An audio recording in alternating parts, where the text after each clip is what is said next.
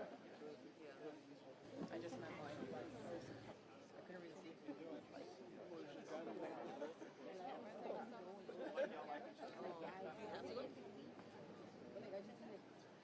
The whole time.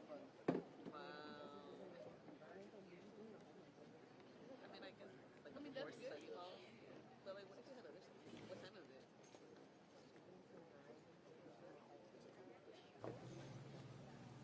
Good afternoon. Good afternoon. Good afternoon. I am Pastor Daryl Glover. Good afternoon. I am Pastor Daryl Glover Sr. I am the founder of Fuel Movement Community Organization. We're located in North Lundale. Our mission is to bridge the gap. Every week, we're open 6 days a week. We have anywhere from 300 to 400 people that we serve, hot meals. We have a seniors program. We have computer classes. And our recent most victory we had was to open up a food pantry in our area that is like a grocery store. The community can come in and shop. It is nice and clean, and we serve the community with a smile. Our mission is to bridge the gap. Wherever there's a gap, we bridge it. We also have a youth program. It is called Leaders of Now, where these young men come together and they begin to speak. Lives have been changed, and we notice that violence have been reduced in our community, and we are happy to serve. Thank you.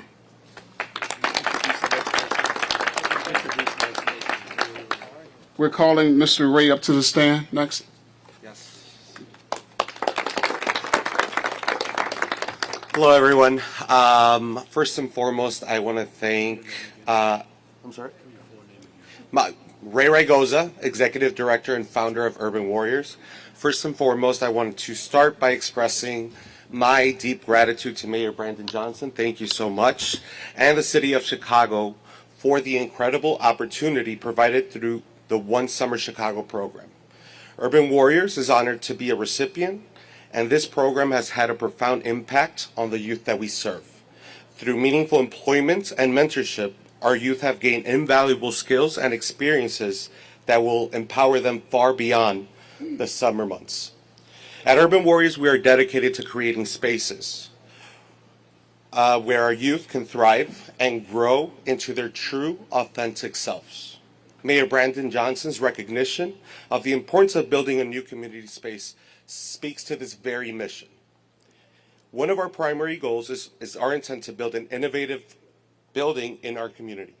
Mayor Brandon Johnson and his support for Mayor Brandon Johnson's support for the creation of a multicultural sports complex in Little Village is not just about infrastructure.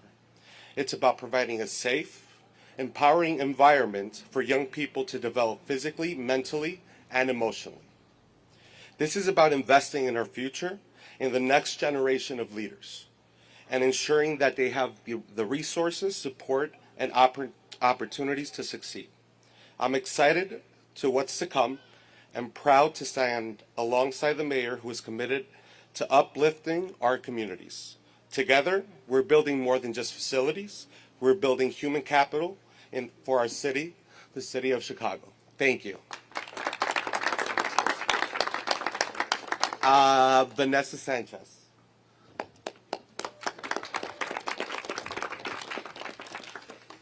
Hello everyone and welcome to Malinali Garden in La Villita.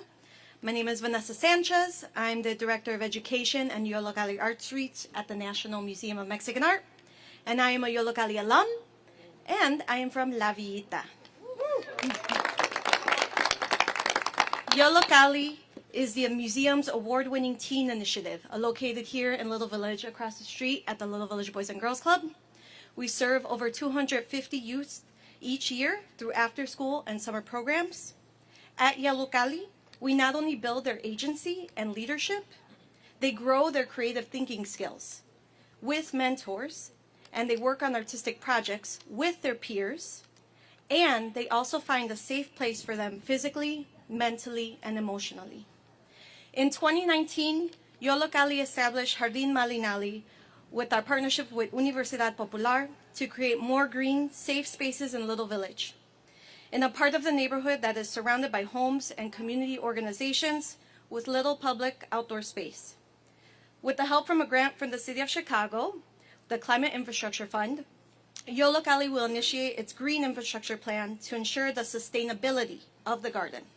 and contribute to the mitigation of impacts of climate change on the community.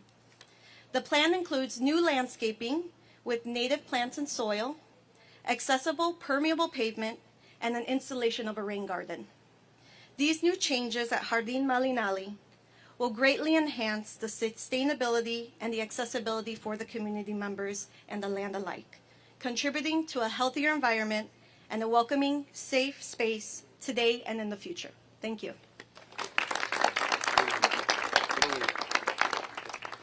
Next is Luis Lopez. Hello, good afternoon, La Vita. My name is Luis Lopez from Los Candiles restaurant located at 2624 South Central Park. I'm just honored to be here. Thank you so much. I'm honored to be here and represent a local restaurant here, La Vita, that my parents took over and were owners in 1995. First and foremost, we are grateful for this Good Food Fund program that Mr. Mayor Johnson provided for us.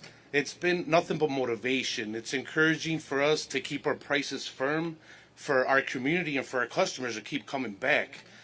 We know that everything has been, so pricey, and the flow of things have been tough. But the community and the passion that we have for what we do is in our menu. We are open Monday through Friday from 8 a.m. to 3 p.m. On the weekends, we are open from 8 to 4. We offer catering. We offer taco events for any occasion, and we appreciate you so much.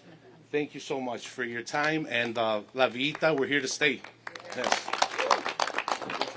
And next up is Mr. Mike Rodriguez. Always selling. I love that. That's an entrepreneur. Way to go, bro. I'm very happy that the mayor has joined us in the 22nd Ward for a series of meetings with different entities, first in the morning with various elected officials, a number of levels of government, with small businesses, and thereafter with the faith-based community, and just now with the largely the nonprofit community here in the 22nd Ward in Little Village. And that's what it takes. It takes bringing people together to create better neighborhoods. And it takes government to listen to those concerns and invest in those needs. The fact is, you heard from Luis Lopez at Los Candiles, a small business owner who received investments from the city of Chicago. You heard from Ray Regoza, who has a commitment on a new sports-based youth development facility here in the community. And you heard from Vanessa Sanchez, a longtime friend of mine and someone who's a leader on the arts education and the environmental justice movements. And those are the cumulative efforts that government needs to take to invest and create the changes so desperately needed in our neighborhoods. I'm a proud Little Village resident all my life. I will live here for the rest of my life because my wife and I just finished a build out a couple years ago, so we're not going anywhere. And I couldn't think of a community, a ward, a neighborhood that I want to be more invested in than the great 22nd Ward and Little Village, where we have not the second magnificent mile, we have the magnificent 2 miles. Brevemente en español, me orgullece que el alcalde llegue a nuestra comunidad y nuestro distrito para anunciar y dar luz a algunas inversiones, a organizaciones no lucrativas, a empresarios y también a lugares como esta. Este es un lugar donde queremos que la comunidad se reúnen y hacen esfuerzos por el mejor de nuestros jóvenes, por el mejor de nuestro ambiente y por el mejor para toda nuestra comunidad. So without further ado, it's my great pleasure. On his first day in office, Mayor Johnson was with us at the migrant shelter at Petrowski Park. Today he's with us again in our community. I know he'll be here very often over the next couple of years. Please give a warm welcome to Mayor Brandon Johnson.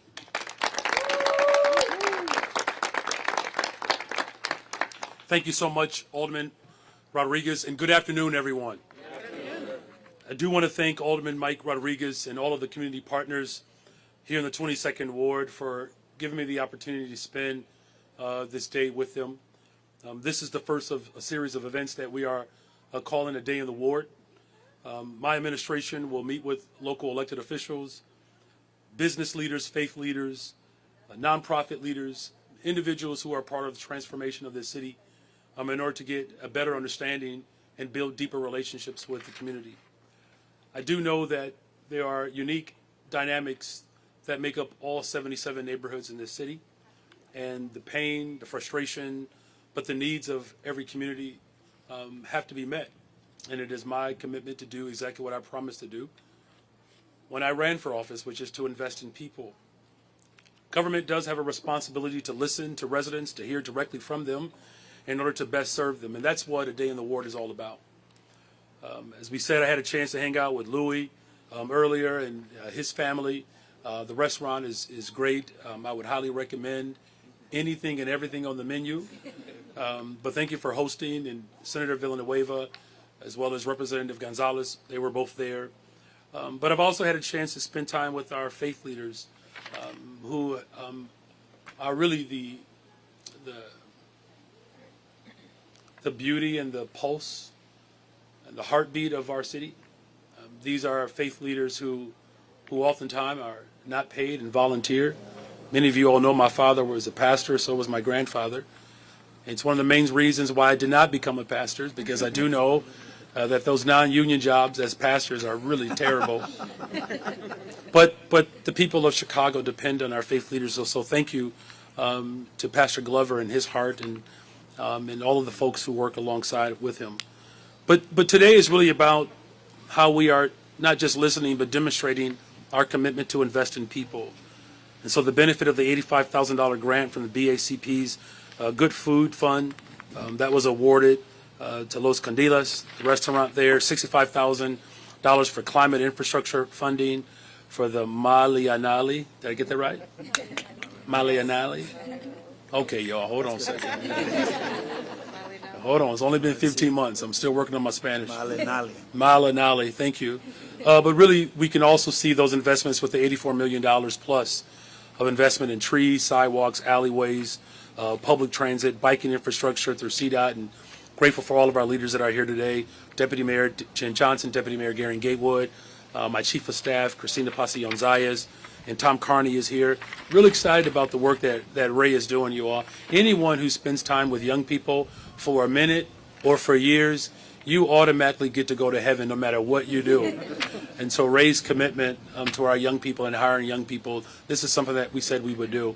774 young people from this community were hired for our One Summer Chicago. That's a 42% increase from last year. 27,793 young people as a whole have been hired. That's a 30% increase since I've been in office. Look, in closing, I do want to thank all the elected officials, the leaders who are here, who are committed and dedicated to transforming this city. And it's also a very exciting time for the people of Chicago, because we actually get to do something that has never been done before, and that's actually to really build cooperation of investing in the city, investing in people, and transforming it all at the same time. And with that, we'll take questions. One question, one follow-up. Good afternoon, Mayor. Good afternoon. The other day I asked you about asking Pedro Martinez to resign, and you answered saying you didn't ask anybody to do anything. Did you or did you not ask Pedro Martinez to resign? Here's what I've asked, and this is what I was asked to do when I ran for office, was to make a commitment to transforming our public schools. And that's what I'm going to do. As a parent, the people of Chicago voted for one of their own. Someone who actually sends their kids to public schools, someone who's actually taught in our public schools. Now, as you know, I don't ever discuss personnel issues. I find it to be highly offensive, irresponsible, and raggedy, and I don't do raggedy. And so I want to be very clear. Here's what I've asked of all of my leaders. We're going to invest in people and transform this city. And people who are part of that effort are reflecting the values of what this city is all about. So I will continue to ask and demand that we put our children first and the families who rely upon our public education system. The other thing, which is actually important, is that we've also asked the state of Illinois to do more. Look, when I started organizing, as an educator, the state of Illinois was ranked 49th out of 50 in terms of education funding. Now we're at 32nd. I don't think anybody's giving anyone a high five for being in 32nd place. We can do better. And the $3.6 billion that the state has calculated that the entire state of Illinois is owed, districts across the state of Illinois, we want those dollars for those children as well. But of course, I was elected to fight for the families who send their kids to public schools, just like I do. All right? You still didn't answer the question. Did you or did you not ask Pedro Martinez to resign? As I said, I don't discuss personnel issues. I don't do that. It's irresponsible. But I can tell you this, though, for sure, that the people of Chicago expect me to fight for families. And that's what I'm going to do. And here's why that's important. Everybody knows that my son is a Bronco. But do you know why he goes to Kenwood? It's because there wasn't a school on the west side that offered orchestra and soccer and other extracurricular activities that are important. Do you know how many families every single day wake up trying to figure out, what is the best possible scenario for their child? And so if I, have to make a decision, me and my wife, about a school on the south side, simply because our children play string instruments, no one should be happy or feel comfortable or celebrate the fact that you have families like mine that have to travel to the south side so their children can have an orchestra class. I'm going to fight for public education in this city. As our brother articulated earlier, in the 90s it was awful. Sold off all the city assets, sold off everything. Didn't pay pensions, privatized our schools, shut down public housing. I was elected to fight for the people of this city. And whoever's in the way of that, get out of it. Mayor, do you expect... Hold on a second, there's some order. Please, go ahead. You're okay. Hi, Mayor. Hi. We had somebody shot on CTA today, 4 others on Labor Day. What is happening on CTA? What is your message to those who have to rely on that to get where they need to go? Should there be a change in leadership there? Well, what's happening in Chicago is what has been happening in Chicago for a very long time. People have ignored the needs of people. But there's a new day for Chicago. I'm not ignoring the needs of people. It's why we were fighting for bringing Chicago home. Corporations blocked it. They didn't want to pay their fair share. And so you have a housing crisis, not just in Chicago, but across the globe. And people are becoming increasingly desperate. Of course, my heart breaks every time I hear about a shooting, especially when someone is harmed or, even worse, killed. As far as leadership is concerned, I don't discuss personnel issues. And then just to follow up to that, there's supposed to be some sort of gun detection technology that's on CTA now. Is that working? Is that something you support? Or is there another alternative in the short term that you can promise people? Well, first of all, it's not policing and technology alone. That is actually lazy. If it was just technology, then we all could just go home and pull out our iPads and feel good about ourselves. Now, some people probably do that, and I don't have a judgment, there. But that's why this room is comprehensive. We announced for the first time in the history of Chicago, we have built an alternative response to 911.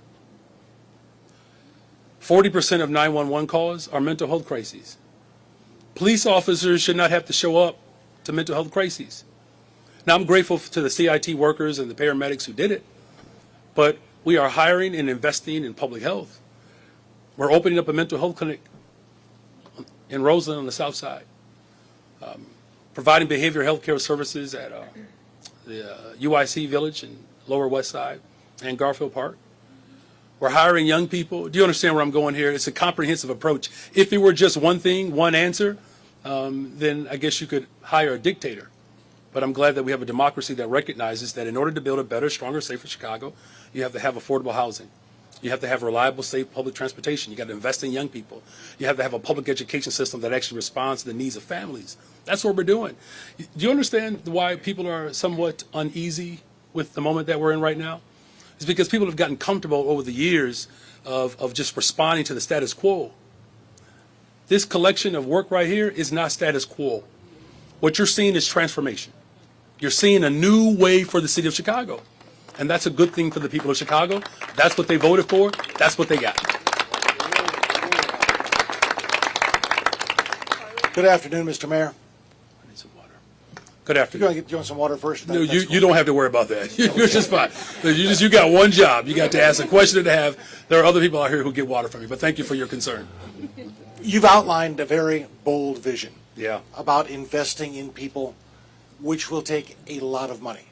You have a $1 billion budget deficit looming over the city of Chicago. You have teachers who are asking for substantial increases in the education budget. You have Springfield, who says they're not really in the mood to start financing your vision for Chicago. Where is the money going to come from? Can we expect a property tax increase because of it? And where do we go from here? I don't know what's more bold, my vision or your questions. It's a lot. You know, look,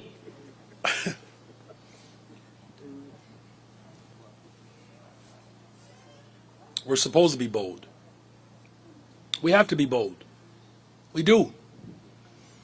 And the reason why we have to be bold is because, look, this is not me judging anyone. But when leadership in the past decided not to pay into our pension system, that was irresponsible. They took dollars that was dedicated for workers.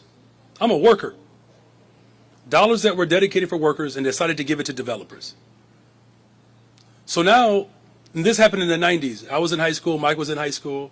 Some folks weren't even born yet on this stage. And they spent all the money. They spent all of it. And then now here we are 30 years later, you know, they left us with the debt. I think it's just important to understand that context. I know what your ultimate question is, where do we go from here? I got you, I promise you.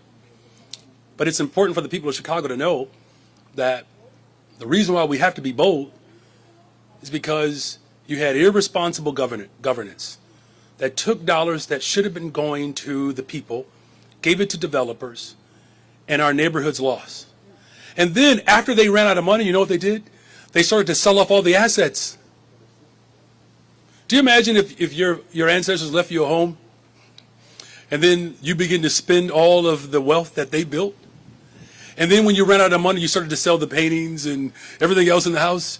That's what leadership in Chicago did. They literally sold off the assets, parking meters, the skyways, right? And so now, whether you're in the mood or not, we got to deal with it. I wish governance came down to people's mood. You imagine? I wish it just came down to people's mood. So if you're in a good mood, maybe you get a good government. If you're not in a good mood, then see what happens. So here's what we have to do. Everything is on the table, right? I have to deal with this deficit while also investing in people. And investments are up. $1.25 billion investment for economic development and housing. We're building affordable homes. We're still doing that. We're going to keep hiring young people. We're still doing that. And we have to respond to the needs of the people. As far as, you know, what teachers deserve, I've been a teacher. I have. And I have not met one person who just simply just hates teachers. Well, maybe there's a couple. But those are the ones who are trying to bust and destroy unions. Right? So the people who hate teachers, these are the people who are aligned with people like Donald Trump. Right? Who want to undermine public sector and public unions like Bruce Rauner did, right? So where we go from here is that we all have to come together and, you know, make the hard decisions. We've already saved the taxpayers over $200 million. Expenditures are down. So we've been responsible while investments are still up. So we're going to continue to have those conversations to respond to the crisis that no one on this stage created. None of us. None of us did it. But all of us on this stage in the entire city of Chicago, we're certainly going to fix it. But the question remains, who's going to pay for that fix? Look, as I said, everything's on the table. Now, the ideal situation would have been what we've been calling for, which is a fair tax. State of Illinois, I hope that our partners in Springfield consider going for that again. The rich and the ultra wealthy and major corporations continue to get tax breaks. They circumvent their responsibility by moving through these loopholes, but they have to do more. Look, our economy is shifting dramatically. As you just heard from Louis, we're trying to keep prices just for groceries and businesses stale enough so that the profit can be made and people can still afford. So the wealthy in this city, the wealthy in this country have to pay their fair share. That's what Bring Chicago Home was all about. You remember that? 97% of people would have received the tax break. 3% roughly, and I think I'm rounding up, would have had to pay a little bit more incrementally. That's how stingy some of these corporate interests are. That they would rather us have conversations about the homeless on trains than actually pay their fair share so that we don't have people who are unhoused. And so that's a system that we do have to disrupt. And so, yeah, people are a little bit uneasy about that because they have benefited from the turmoil and the chaos. But I'm just as determined as I was when I was a public school teacher, making sure that our children had the very best education. I'm still that determined person, as determined as I am to make sure that my own children have a future in this city. And so we're going to do everything in our power to, of course, to fix this challenge. But we also have to be very clear that the way to transform this city, this state, this country, the rich and the ultra wealthy have to pay their fair share in taxes. Good afternoon, Mayor. It is a good afternoon. Let me just say, of all the things that I get credit for, I never get credit for good weather. Because you tweet that, Alice, that the mayor of Chicago made sure that the weather was perfect today. Well, let's circle back to that after my budget question. Okay, all right. In a similar vein to him, why is the city resorting to delaying the budget timetable when we've known as early as last budget season that the deficit would grow to? Yeah, it's not a delay. Look, we have a simple timeline. It's a timeline, right? A delay would be that we do something after the constitutional responsibility that I have as the executive. I have a window in which we can deliver a budget, and so I'm going to work within that window. And as long as that window was there for me, I'm going to utilize or take the space, whatever is necessary. And I know your team is saying everything is on the table, but raising property taxes was a red line you drew in your mayoral campaign. Do you think a year and a half later that the calculus has changed? We've always known that the budget gap would be what it is. Remember when I ran for office, I was the only one who put forth a budget plan. Remember that, right? And I said that the budget gap in my first year would be $500 million, which was accurate. And then, of course, we projected the one that we're in now. I want to do everything in my power to make sure that working people and middle-class families in particular have a real opportunity to grow in Chicago. You know, it's unfortunate, though, that, again, because of the failures of decades ago, that now we have the responsibility to fix what's broken. We're looking at everything, and we will put forth a proposal that not only closes this budget deficit, but sets us up for the future. Now, one thing that I can say for sure is we're going to keep investing in young people. We're going to continue to build affordable homes. We're going to continue to make sure that mental health and behavioral health care services are provided. We're going to make sure that our public education system does not force families like mine to have to shop all over the city of Chicago to find an orchestra class, or swimming. We were just at Farragut High School, I think a year ago, and many of those students that I sat with, they're just looking for simple resources like having a bus to get to their game. They don't have uniforms in some of these schools. So sports and extracurricular activities, of course, have been starved out. So, again, as the mayor of the city of Chicago, I have the responsibility to look at everything, and that's what I'm doing. Good afternoon, Mayor. How are you? I'm wonderful. Thank you. I would like to go back to the education. I have just a question. Have you asked to the Board of Education or one of their members to fire Pedro Martinez? No. What I've had, when we talk to, members of the Board of Education, what we've asked them to do is not cut our schools. One of the proposals that was out there was 5,000 layoffs, firing teachers' assistants, which primarily are brown and black women. Who wants to fire brown and black women? Not me. So, those ideas that were put forth, they're just a non-starter. What we've said is that, they have a responsibility to take care of their workers, and that includes their retirement. Got to pay for it, right? Previous administrations decided that they weren't going to pay pensions. I'm not going to do that, all right? But what we've also said, not only do we have to make sure that we're not cutting into our workforce, and that we have to take care of our workers, making sure that they have retirement, we have to invest in our children, you all. Do you all know that is the single most important thing that we can do as a society? Is invest in our children. Look, I've been in these classrooms. I taught 7th and 8th graders. I've taught high school. And they show up in our classrooms with tremendous hope and aspiration. But you know what prevents them, in many cases, from fulfilling their full purpose? It's opportunity. They come hungry. They're unhoused. 20,000 of them. My administration is in the business of solving and fixing what has been broken. This is not about a single individual. That's what you all are missing here. This is not about one person and one person's job. This is about the 300 and almost 30,000 families that require me to lead, to fight for them, and to invest in them. And do you understand that is my God-given purpose, is to invest in our young people. If this was just about one person, this could be solved. But this is not about one person. Hundreds of thousands of families need our public education system to finally be right and to do right.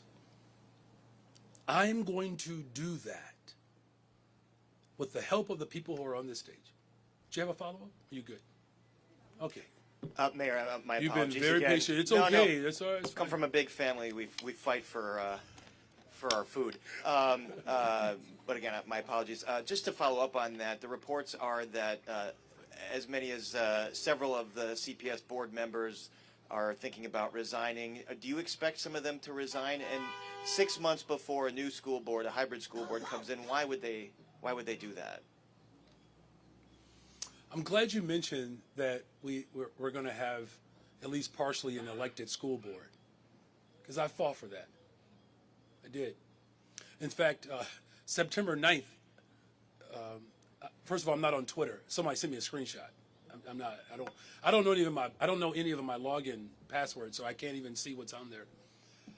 But there was a picture of me taking an arrest inside of City Hall in front of the elevators. And that was a time in which, remember when Rahm Emanuel was closing all the schools and how horrific that was and how traumatic it is still today and how devastating it was for the people of Chicago. It was one of the greatest acts of terror that I still believe that was ever promulgated on the people of Chicago, especially black folks. So we took an arrest there. There was a hunger strike. I was a part of that. And this community, as Alderman Rodriguez knows, has a long history in that type of resistance. And we did that because that's how much we believe in public education, right? And so we fought for a school board because there was no democracy in this city. We fought to make sure that happened. And then eventually we'll have a fully elected school board. So that's a good day. It's a good win for the people of Chicago. As far as us transitioning into a hybrid, look, that process is inevitable. The reports that you all are hearing, I guess that's the nature of Chicago, where there are a lot of rumors. There was a song about that too, Paris. Do you remember the name of that song, Paris? Look at all these rumors. It's okay. You Google it. But I don't live in that space, because it distracts us from what we really have to do. Right? So here's the thing. How about I do this for you? So you don't have to live in rumors. How about we just live in the truth? And here's the truth. I'm going to do whatever is necessary for the people of Chicago when it comes to our public education system. Public education at the expense of the state, particularly in the South, after all, is a Negro idea. And so now a black man gets to live out the hopes and aspirations of my ancestors who fought for the right for education. And guess what I'm going to do, Paris? I'm going to do exactly what our ancestors wanted me to do, is to fight to ensure that every single child in this city, no matter what zip code you live in, no matter what neighborhood you live in, that you have a right to the fundamental access to our democracy, and our democracy will only survive through public accommodations. And so whoever wishes to be the part of that effort and that movement, they'll find comfort in my administration. Thank you all very much. Oh, we have more questions. Oh, man. Couple more reporters here. I'm so sorry. Who else has a question? Hi, Mayor. Shoot, I had dropped the mic and everything. I have a follow-up to Paris. I'm going to need some more water, y'all. Go ahead. Mayor, are you talking to any of your board members and asking them to stay on, or do you welcome the opportunity to appoint new members who might be more aligned with your position on the loan issue and the CEO? So first of all, let me just say this. The alignment with me is the alignment with the people of Chicago. The people of Chicago voted for a public school teacher. They voted for a parent. They have one of their own in office. And so, as we transition into the next phase, of course we're going to, when we get to that point, we'll have those conversations, but we're not at that point right now. And then still on CPS, one of your allies in Springfield, Representative Cam Buckner, says that, this public dispute, it's grown very public on CPS, with Martinez writing the op-ed in the Tribune and reporting about potential resignations, said that this doesn't inspire confidence in Springfield among lawmakers in your administration. Are you concerned that the fact that this has grown so public hinders your ability to push for other things that require negotiations, like your budget in city council or your revenue priorities in Springfield? Yeah, here's the inspiration. It's the families of the Chicago Public Schools. That's the inspiration. So here's the thing, and look, I have not seen that, that quote. I have to take your word for it. But my inspiration, they're the people who rely upon the public school system. Look, Springfield, I've been down there.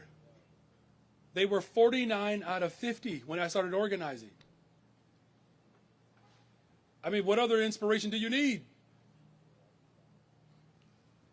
If schools do not have libraries and librarians, if children are unhoused, and that's the case, if families like mine have to rush to the South Side just to make sure that my child has access to music, that's the inspiration, right? Is to repair the harms that have been done. And so I'm grateful that we have a strong partner and ally like Representative Cam Buckner, who I know is committed to making sure that the $1.1 billion that the city of Chicago rightfully deserves, just like the $2.5 billion the other districts deserve and throughout the state of Illinois, that we're all going to work together to accomplish that. Hi, Mayor. Okay, you got to ask me a question that allows me to drop the mic. So ask me a White Sox question. No. So back in March, I asked you about police overtime spending, and you said that you were frustrated and it was out of control. This week, I reported with my colleague Jared Brutecki that the police department has spent $129 million in the first 6 months of 2024. That's $30 million more than they were budgeted for the whole year. Why haven't you been able to get overtime spending by the police department under control, especially given the city's, as you say, dire financial situation? Yeah, look, this is still very much a frustration that I have, and I've been in conversations with the superintendent, with the office, our budget director, to come up with better systems. Right now, again, the way we have approached community safety in Chicago, it has been lopsided. And that's the impetus behind this conversation, as well as what we will do throughout the wards. Our Deputy Mayor Garen Gatewood, we are in our third quarter community meeting in Austin, in my neighborhood, around what the full force of government has to look like, right? Because what I've said to the people who work for me in my administration is that everyone is connected to community safety. Our Department of Transportation, Tom Carney, has been on the front line for a very long time around how we build safer infrastructure, because it also contributes to the overall safety of our city. So it is still a dynamic, quite frankly, and it's a worthwhile investigation that you have led, of how the city of Chicago has to do a better job at delineating responsibilities, so that the proclivity to simply rely upon policing as the only way in which we secure communities, that we shift away from that. Now, look, of all of the things that I have to transform in this city, that one is tough, quite frankly. But I'm confident that we're going to build better systems of care.